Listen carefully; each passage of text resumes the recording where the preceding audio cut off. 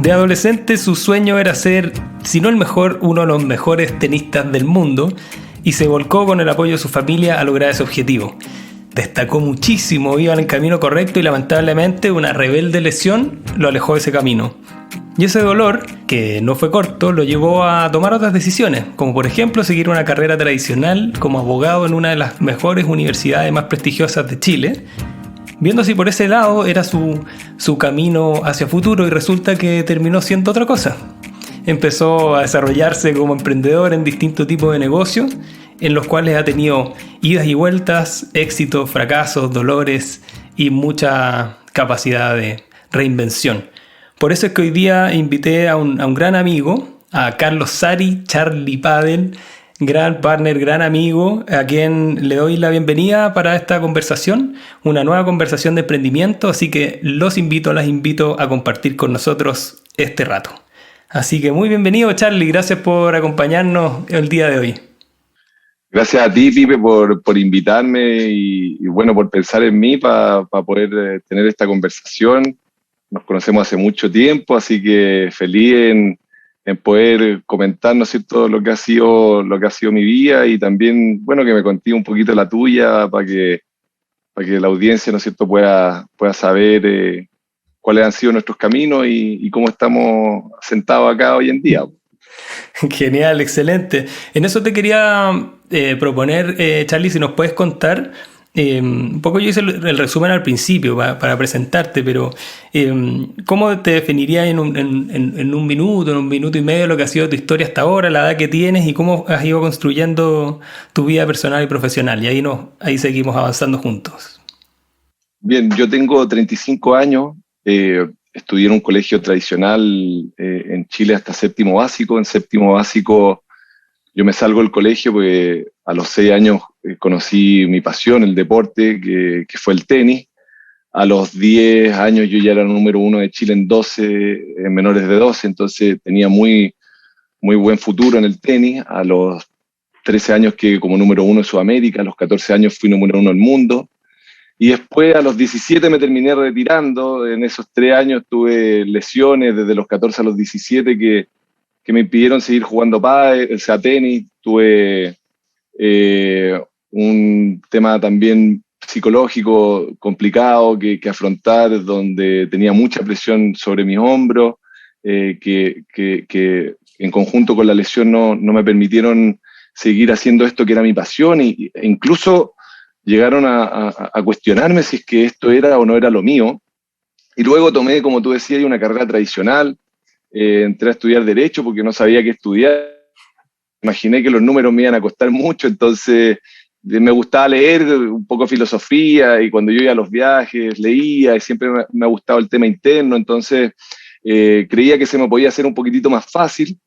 Y entré a Derecho con esa idea, o sea, nada más, no tenía ninguna influencia de nadie, y bueno, me encontré con una carrera que me formó, que me ayudó mucho, pero que también no estaba conectada con lo que yo realmente era, ¿no es cierto? Era de alguna manera una carrera que yo tenía que estudiar porque era lo que la sociedad de alguna manera me pedía, ¿no es cierto? Y cuando empecé la carrera formé además una productora de eventos y empecé a trabajar y empecé a hacer fiestas desde los 19 años y terminé con 10 años de productora haciendo fiestas desde 2.000 personas hasta 10.000 personas, hacía eventos en el Movistar Arena, terminé haciendo festivales de música electrónica, etcétera, hasta que en un momento mi pasión, ¿no es cierto?, por esto ya no la encontraba, estaba perdido en la vida, y dije, ¿sabes qué? Yo no nací para hacer fiesta, no es mi propósito, ¿qué hago acá? Y ahí volví a reconectarme con el deporte. Cuando entré a la universidad también me puse a jugar pádel, que fue lo que me reconectó, ¿no es cierto?, con mi esencia, y luego volví a eso, al pádel, y eso es lo que me encuentro haciendo hoy en día, y desde donde he buscado, ¿no es cierto?, hacer tanto mi forma de trabajo, mi forma de vida y mi servicio también hacia los demás, entregándoles toda mi experiencia de vida a través del deporte. Es una linda vuelta. Partimos más o menos como a los 9 años y a los 35. O sea, nos contaste 25 años de tu vida de una forma bien, bien resumida. Y solo sumar una parte, Charlie, que creo es bien relevante, que nos vamos a meter profundo en todo tu desarrollo en el pádel como deportista, ¿no es cierto? Todos tus logros y te vas haciendo absolutamente destacado a nivel nacional, latinoamericano, ¿no es cierto? Mundial. También cómo has desarrollado esa beta emprendedora, ¿no es cierto? Que tu emprendimiento no solo ha estado ligado a este deporte, que hoy día está muy de moda, pero que hace 10 años o más que tú empezaste era algo muy desconocido. Entonces, si nos puedes contar un poquito ese camino emprendedor también. Bueno, cuando yo me puse a jugar pádel hace 16 años y siempre he tenido el gen emprendedor en mi vida, desde los 16, 17 años me puse a trabajar, trabajé incluso como modelo y ahí quería conocer a una chica, entonces dije, bueno, qué mejor trabajo. Ya que no estaba el tenis. Claro, no estaba el tenis, estaba dejando ahí, bueno, hacer algo, lo pasaba súper bien. Entonces siempre quise hacer cosas y la verdad, ganarme mi plata y hacer cosas por mí mismo. El tenis y el deporte yo creo que te da eso, que te da el que tú puedas superarte a ti mismo día a día y querer hacer cosas por ti mismo. Y creo que esos son unos valores fundamentales que me dejó el deporte. Por eso y además por un tema familiar tengo el tema del emprendimiento. Entonces, encontré en el pádel una tremenda oportunidad porque como fui uno de los primeros en jugar pádel en Chile de esta nueva ola, ¿no es cierto? Había gente antigua hace 25 o 30 años que jugaba, pero nunca el pádel estaba ni en Chile ni a nivel mundial como el desarrollo que estaba teniendo. Entonces yo ya veía que existía una oportunidad en el pádel, tanto desde el desarrollo de la compra de paletas y venta de paletas, de grips, de todos los insumos, de tiendas de pádel, de ropa deportiva, como también de clubes. Ya en Chile se jugaba muy poquito pádel, pero como yo viajaba a los mundiales y viajaba a competir a distintos lugares, yo me daba cuenta que en otros países, y sobre todo en Argentina, donde viví por el tenis, y además en España, donde viajé a competir, el pádel estaba muy desarrollado. Y yo dije, a ver, esto tarde o temprano va a llegar a Chile. Entonces ahí yo vi esta oportunidad y empecé a invertir con mi primer club de pádel y luego, bueno, ese club llevó a otro club y ahora tengo 3 clubes de pádel y, y en este momento así es donde me encuentro, ¿no es cierto?, con 3 clubes de pádel, con una constructora de pádel además y de complejos deportivos en general y bueno, desarrollando todo lo anexo al pádel y bueno, por otra beta también me fui por el tema del restaurante y todo, que es otra historia que vamos a contar, pero ahí es donde me encuentro hoy en día y esa es la oportunidad que vi, ¿no es cierto? Y la pandemia le hizo demasiado bien al pádel. Hoy en día las ventas y la cantidad de personas que están jugando se ha triplicado. Genial. Oye, Charlie, y hay una de las cosas que aparecen en lo que nos vas contando es cómo pudiste ir como reeditando tu propósito, ¿no es cierto? Porque de alguna forma al principio llegaste a ser número 1 del mundo en tu categoría de tenis, que no cualquier persona puede decirlo, ¿no es cierto? ¿Cómo fue eso para ti de tener un propósito tan claro? Tú me lo has contado en otros contextos, ¿no es cierto? De entrenarte todos los días, de alimentarte, descanso, viajes, ¿no es cierto? Todo hacia un propósito, ¿no es cierto? Cuando tenemos un propósito claro y definido, una meta muy clara, un por qué despertarnos todos los días, pareciera que tiene una fuerza impulsora muy alta, ¿no es cierto? ¿Cómo fue eso para ti de ir desde este propósito tan claro? ¿Hubo un duelo entre medio? ¿Cómo fue para ti sentir que te alejabas de eso y cómo lograste reconstruirte? Mira, lo que hice me llega mucho al corazón porque efectivamente cuando tú tienes algo que sientes, porque lo sientes, no es algo que tú piensas, es algo que te viene muy desde dentro y con lo que tú de alguna manera siempre has soñado y tú lo proyectas y lo ves y por lo que también realizas muchos sacrificios, porque no es que en el fondo tú tienes y tienes, como bien tú dices, metas y tienes hábitos que realizas todos los días, ¿no es cierto? Tú te levantas, entrenas, piensas en esto, estás siempre enfocado en lo mismo, entonces llegar de repente a que ese sueño que tú tienes y sobre todo haberlo sentido tan cerca, donde como yo fui número 1 del mundo, tuve esa sensación de estar ahí y después a los 17, 18 años darme cuenta que eso era como una pesadilla, no sé si una pesadilla, pero como despertar, ¿no es cierto?, de que ese sueño que yo había proyectado, no estamos hablando de 1 o 2 años, estamos hablando de 10 años de mi vida desde muy chico, que era lo único que yo tenía en la cabeza, no iba a ser posible.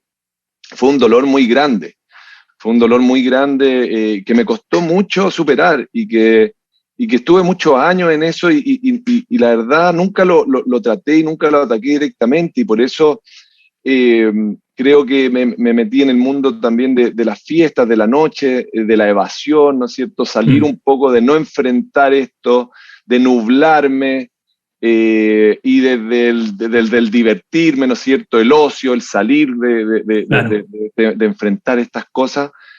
Y llegó un momento en que tuve que decir, a ver, esto no soy yo, a ver, ¿cuánto tiempo voy a estar de nuevo en este otro sueño, como cuando vaya al casino, ¿no es cierto? Y que de repente la musiquita y todo te atrapa y no sabéis cuántas horas estáis ahí, ¿no es cierto? Podéis estar 10 horas, Claro. 15 horas. Y finalmente despertar de eso y decir, a ver, esto no soy yo.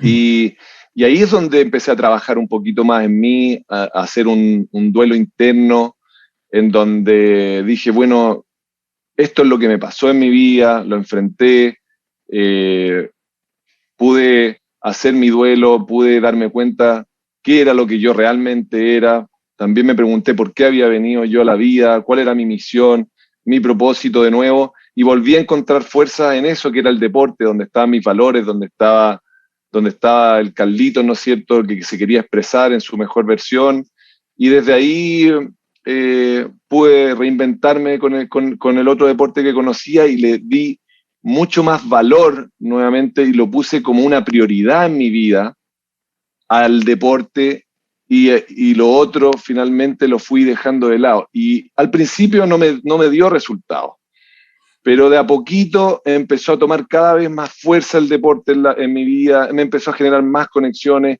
empecé yo a estar mejor, empecé a tener nuevamente buenos hábitos y todo eso empezó a generar una serie de consecuencias que me llevaron a tener nuevamente posibilidades de hacer mejores negocios incluso que los que yo hacía en las fiestas. Me dejaron más sano, más saludable, entonces estaba con más energía, entonces atraía mejores cosas y finalmente fue lo que me fue dando nuevamente mi fuerza, que era mi centro, que me dio nuevamente toda la oportunidad y me abrió las puertas donde estoy ahora, donde siento que tengo una base sólida y donde puedo crecer con mucha más fuerza. No sé Sí. cómo ha sido para ti en tu vida, ¿no es cierto?, el hecho tal vez de seguir una cierta carrera Sí. tradicional y salirte de eso para seguir este Mira, propósito también. es bastante parecido porque lo he contado en otros podcasts. Yo estudié una carrera tradicional, al igual que tú, después del tenis, soñaba con ser futbolista. Yo creo que era más malo de lo bueno que yo me creía, ¿ya?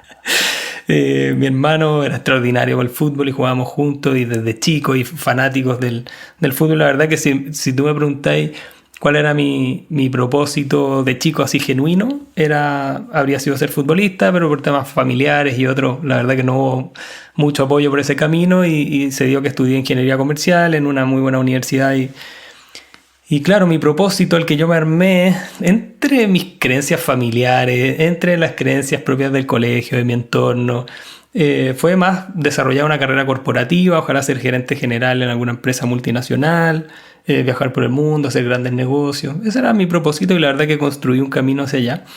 Y, y fui avanzando en responsabilidades, en equipo a cargo, en el tamaño de las organizaciones en las que fui trabajando. Y un día, después de cerrar un gran negocio en Medio Oriente, estuve en Dubái 5 semanas por ese negocio, un negocio tecnológico.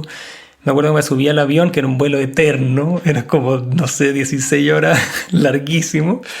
Y me acuerdo que habíamos logrado un éxito muy grande y venía en el avión y pensaba como, chuta, realmente esto es lo que quiero en mi vida, esta es la felicidad máxima, este es el propósito, la conexión máxima de éxito, de plenitud, no sé, de regocijo, tranquilidad, confianza, cuánto estoy disfrutando esto y me di cuenta que no. Entonces decía como, ¿qué mejores condiciones voy a tener para trabajar aquí? Dije, ya, vamos a hacer la pregunta, ¿dónde me gustaría trabajar como ejecutivo? Y la verdad que no, decía, si es que viene el genio de la lámpara y me regala el trabajo que yo quiera, en Disney, en, no sé, en Apple, en el Real Madrid, en cualquier parte, y no se me ocurrió durante todo el viaje. Dije, bueno, aquí hay un problema. Y ahí quiero Y enganchar esa es con la lo... pregunta, perdón, esa es la pregunta que tú te hacís de repente como para ir definiendo un poco dónde estás en tu vida, cómo tú sales o despiertas de esta inercia, ¿no es cierto?, que nos lleva en el día a día a hacer lo que hacemos todos los días y a veces estando descontentos. ¿Cuál es como ese clic o eso que nosotros nos podemos preguntar para decir, oye, quiero Sí, o puedo salir de acá o hacer algo? mira, es una gran pregunta y a mi juicio pasó absolutamente por atreverme a contarlo. Me lo estaba guardando para mí, era un secreto para mí, porque no, en esa época yo había tenido un divorcio muy reciente, no tenía pareja nuevamente, no quería preocupar a mis papás, a mis hermanos con mi incertidumbre, no quería preocupar a mis jefaturas ni a mi equipo a cargo, entonces estaba en la soledad de mi sensación. Y tomé la decisión valiente, de mucho coraje, como me pasa con muchos de mis clientes y clientas que acompaño hace años. Tomé la decisión de pedir ayuda, de decir, ¿sabes qué? Voy a buscar tenía mi psicóloga, encontré el coaching y dije, ¿saben qué? No estoy siendo feliz, no me siento pleno, no me está dando la satisfacción que se suponía que iba a tener cuando estuviera donde estoy.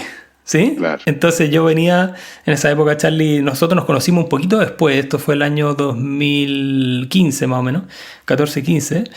Yo venía de, claro, no sé, andar con un traje a la medida, comprado en Europa y con un auto del año y como viviendo en súper buenas condiciones y quedándome en hoteles de lujo y viviendo experiencias geniales, que la agradezco. Sin embargo, no decía, oye, quiero estar en esto el resto de mi vida. Y lo empecé a compartir y a socializar con personas que estaban capacitadas para acompañarme, y me ayudaron a mirarme, me ayudaron a ver qué creencias tenía heredadas, cuánto de este sueño de ser ejecutivo era mío o era realmente más algo que mi familia esperaba de mí, la sociedad esperaba de mí. Y ahí me di cuenta, cuando estaba hablando con mi coach, y dije, parece que lo que yo quiero es hacer el trabajo que haces tú. Y aquí estoy, 7 años, 8 años después. Entonces, ahí te quiero preguntar, Charlie, te devuelvo la pelota. ¿Cuánto de cuando tuviste este quiebre de propósito, de decir, bueno, ¿cómo me reinvento? ¿Te apoyaste en otras personas? ¿Fuiste encontrando libros, guías, mentores, películas? ¿Cómo te fuiste acompañando? Si es que te acompañaste o si lo hiciste por ti solo. Mira, yo me fui acompañando mucho, yo soy muy creyente, por lo menos yo, en las señales en la vida, cuando a veces uno toma una decisión o genera un camino, por más chiquitito, distinto, una cierta acción, esa acción genera consecuencias, el acto y la consecuencia de la vida, y uno puede estar atento y empiezan a llegar cosas a tu vida, por lo menos así fue conmigo. Me llegó un libro que se llama Muchas vidas, muchos maestros de Brian Weiss Brian Weiss, y maravilloso. yo en ese entonces, estoy hablando a los 17 años, tenía una formación de un colegio católico y como yo además estaba todo el día con el tema del tenis, ni siquiera, y en mi casa no se hablaba mucho el tema de religión ni nada. La enseñanza de la religión me la había dado el colegio y cuando yo vi que había esta visión del mundo, ¿no es cierto?, de que existía la reencarnación para esta persona, ¿no es cierto?, y que las personas podían tener vidas pasadas, me hizo tanto sentido y dije, pero ¿cómo esto nunca me lo había dicho nadie? ¿Cómo puede ser que este conocimiento en el fondo que está ahí? Y ahí empecé eso abrió una puerta. Y esa puerta en el fondo fue llevando a otra y a otra, y así fue adentrándome más en el conocimiento personal, en qué es lo que yo tengo, ¿no es cierto?, adentro. Yo siempre veía las cosas siempre hacia afuera, pero no veía hacia adentro cuáles eran mis emociones, cuáles eran mis miedos, dónde estaban mis pasiones, las cosas que yo quería hacer. Siempre todo lo veía hacia afuera. Y así tuve ayudas también desde círculos internos de desarrollo personal, también psicólogos. Bueno, también trabajé contigo durante un tiempo como coach. Ahora ya te estoy hablando contigo, estuve en la etapa más tardía, ya más enfocado, ¿no es cierto?, en un coaching obviamente general, pero enfocado al tema de los negocios, específicamente, que es donde tú me has ayudado, porque yo ahora tengo 5 empresas, ¿no es cierto?, tengo que gestionar a muchas personas y en ese sentido tú me has ayudado mucho a manejar y gestionar las emociones.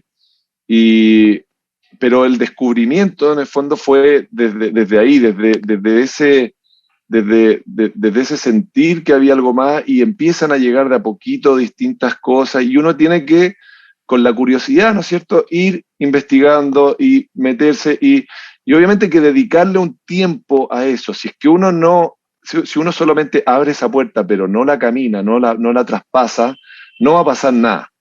Uno tiene que abrir la puerta y ver qué hay adentro de ese cuarto, ¿no es cierto?, de esa habitación. Y después ver qué hay ahí y de a poquito todo eso se va ordenando y se va dando con paciencia, las cosas no son de un día para otro. Y eso me fue llevando, ¿no es cierto?, a donde estoy hoy en día, no fue de un día para otro, la madurez que tengo ahora. En ningún caso fue ni por una iluminación ni nada, sino que fue un trabajo diario, constante, como ir al gimnasio todos los días. Sí, sí, y ahí no podría estar más de acuerdo, Charlie, en el sentido de que cada uno de nosotros, nosotras como personas, tenemos tiempos diferentes, ¿ya? En el modelo que tú lo conoces porque hemos trabajado juntos, pero en el modelo de trabajo que yo ofrezco y que desarrollo con los profesionales que tengo el honor de ayudar y acompañar, yo siempre digo que estamos constituidos por 4 mundos principales. Nos han dicho generalmente que es uno solo, que es la mente. Uno de ellos es la mente y el lenguaje. Todo lo dicho, todo lo que decimos es producto de un proceso racional, intelectual. Por ende, el lenguaje es fundamental. Lo que le decimos a los demás, las conversaciones que tenemos, las conversaciones que evitamos y también las conversaciones que tenemos con nosotros mismos. Me acuerdo que trabajamos mucho. Yo te preguntaba qué es lo que sientes tú o qué te dices a ti mismo antes de tener una conversación difícil con tu equipo.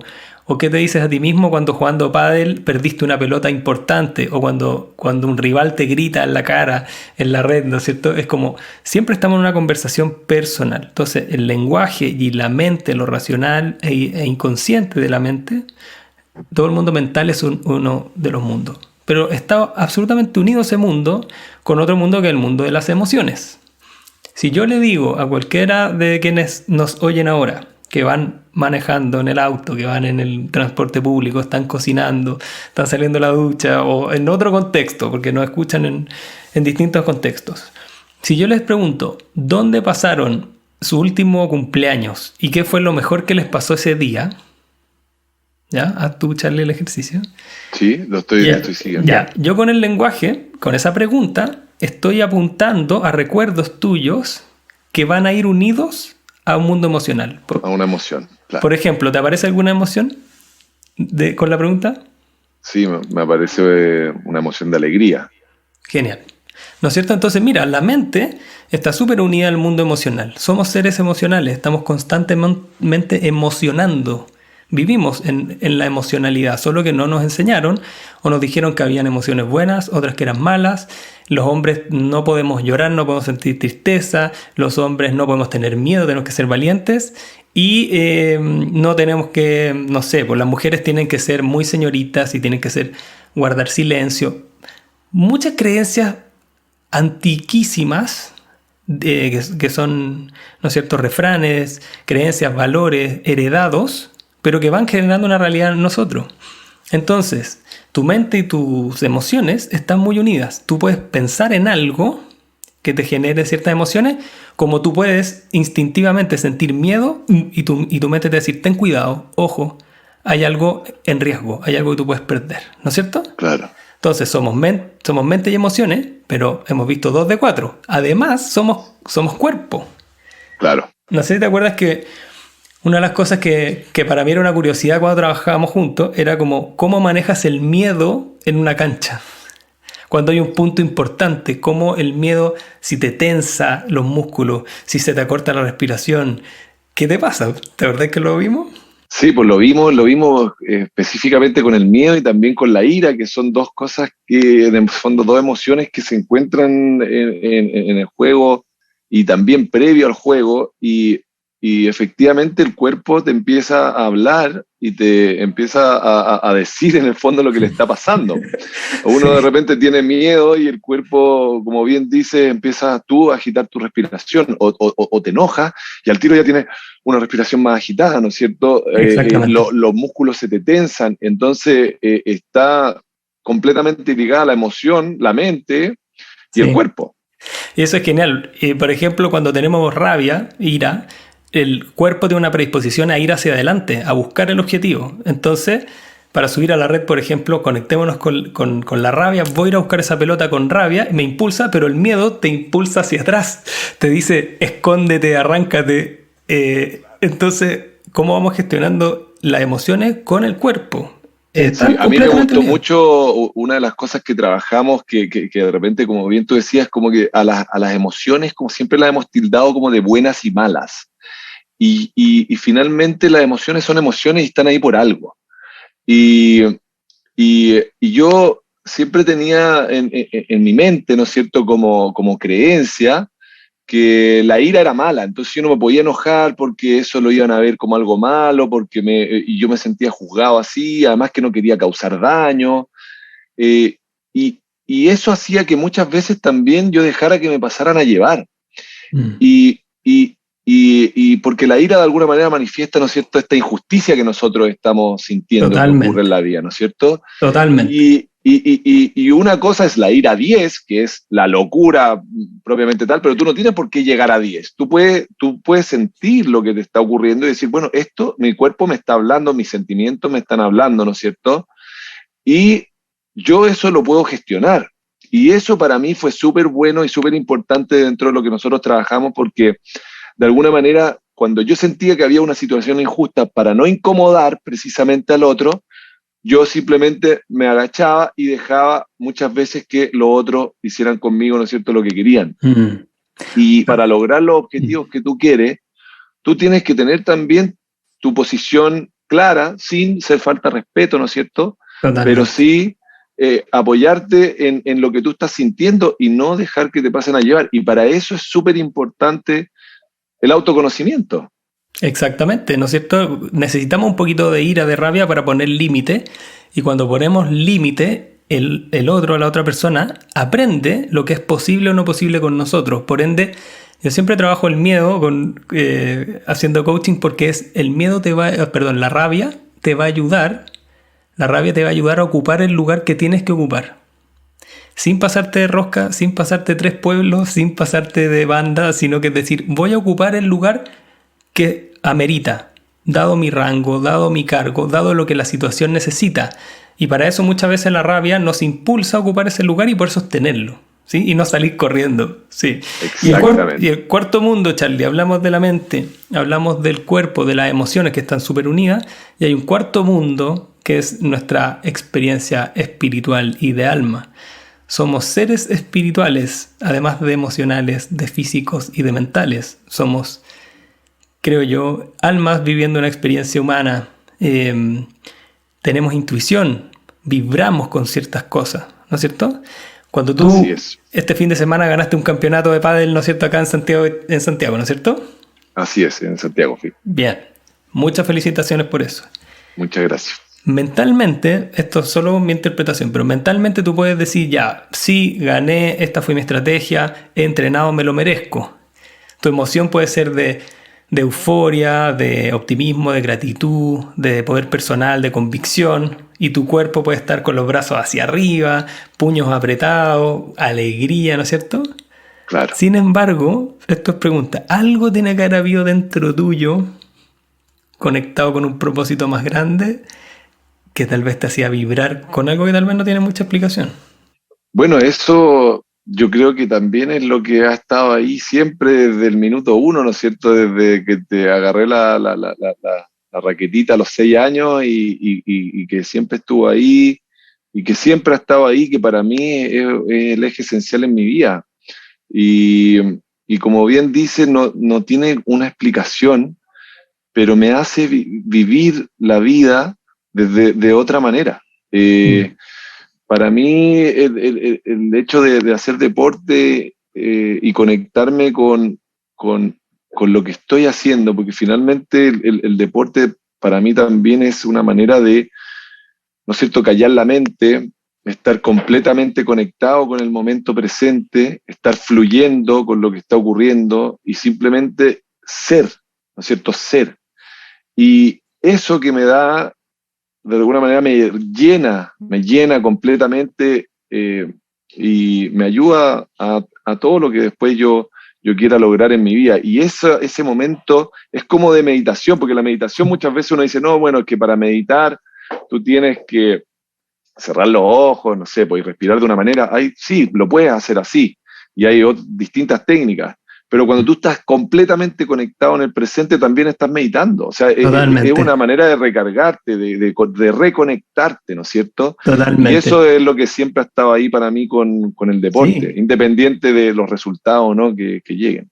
Y se siente, ¿no es cierto? Mira, hay una cosa que quiero tomar ahí como reflexión personal, Charlie, que venimos de una cultura, especialmente en Latinoamérica, Hispanoamérica, ¿no es cierto?, el lado occidental del mundo, muy influida por la Iglesia Católica los últimos 2000 años, ¿no es cierto?, que desde el punto de vista de la evolución del Homo sapiens y la humanidad es muy poco tiempo. Si tenemos 2 millones de años desde que aparecieron los primeras especies humanas, 450.000 años más o menos desde que el Homo sapiens empezó ya a predominar, y 70.000 años desde que tenemos la capacidad racional y física actual. Entonces, ¿qué pasa? A mi juicio, en nuestra cultura, la espiritualidad estuvo muy unida únicamente a la religión, claro, y a la religiosidad. Entonces, parecía que la religión, ya fuera católica, judía, musulmana o anglicana, o la que fuera que cada uno profesara, pareciera que ese era el único camino hacia la espiritualidad. Es decir, yo llego a la espiritualidad como camino final a través de una religión, si no, no llego. Si no, no puedo llegar, claro. Y esa religión tiene sus dogmas, sus obligaciones, y que muchas veces nos lleva a un mundo emocional no muy agradable. Yo como católico, habiendo sido católico hoy día más cristiano, más que católico practicante, digamos, yo siento que las obligaciones de la doctrina de la Iglesia Católica a mí me fueron llevando a un mundo emocional que al final me alejó. Sin embargo, encontré la espiritualidad ¿dónde? En el contacto y en lo rico de una conversación como esta, en el contacto con la naturaleza, también en el deporte, en el compartir con personas. Y todas ellas apuntan a estar presentes. Entonces, claro, tenemos la experiencia espiritual a la mano. No digo que no esté en el templo, no digo que no esté en la iglesia. Puede que esté también. No me voy en contra de eso. Todo lo contrario. Si es que es para ti el camino a través del cual tú te conectas con la espiritualidad, bendito sea, genial, multiplícalo. Ahora, si no está, imagínate lo que el libro de Brian Weiss te trajo y te mostró, que lo vamos a dejar en la referencia del programa, Mucho Vida, Mucho Maestro. Te mostró una experiencia espiritual que para ti no estaba disponible debido a la cultura en la cual te criaron. Pero no significa que no exista, ¿te fijas? Claro, tal cual, es así como dices. Y eso es lo que yo siento que ayuda mucho el tema del desarrollo personal, de ir conociendo todas estas maneras, ¿no es cierto?, y formas que existen y caminos propios, personales, hacia la evolución y la propia espiritualidad y el desarrollo personal, independiente de la religión que tengamos, ¿no es cierto? No hay limitaciones en ese sentido. Genial, Charlie. Mira, impresionante lo rápido que se nos ha pasado el tiempo y para que vayamos juntos encauzando un cierre del programa, estaba reflexionando cuáles podrían ser algunos consejos, recomendaciones, aprendizajes así puntuales que tú hoy día le darías a hombres y mujeres, personas que están empezando un emprendimiento, que están con un negocio que está empezando a tomar vuelo o que le ha costado por la pandemia o que no hay la certeza de si va a salir adelante o no? ¿Qué aprendizajes de todo lo que venimos conversando Que de repente pareciera que los negocios son solo modelos de negocio, estrategia, números, ventas, canales de distribución, marketing, que eso está Claro. maravilloso, es súper importante. Pero desde el lado que venimos conversando juntos, ¿qué recomendaciones les harías tú en base a tu experiencia de a qué cosas darles relevancia también? Bien. Mira, para mí, lo que de una u otra manera, emprendiendo y, como bien dice, cumpliendo con todas esas modelos que ya existen, ¿no es cierto? Modelo Canvas, etcétera, tú ya cumples con todas tus áreas, pero para mí lo que fue esencial fue entender cuál era mi talento. Para mí fue encontrar ese talento, eso que de alguna manera a mí me hacía vibrar, que me gustaba levantarme por la mañana, algo que en lo que yo me sentía bueno. Porque a mí me pasó, ¿por qué no seguí trabajando como abogado, ¿no es cierto? Siendo que soy abogado.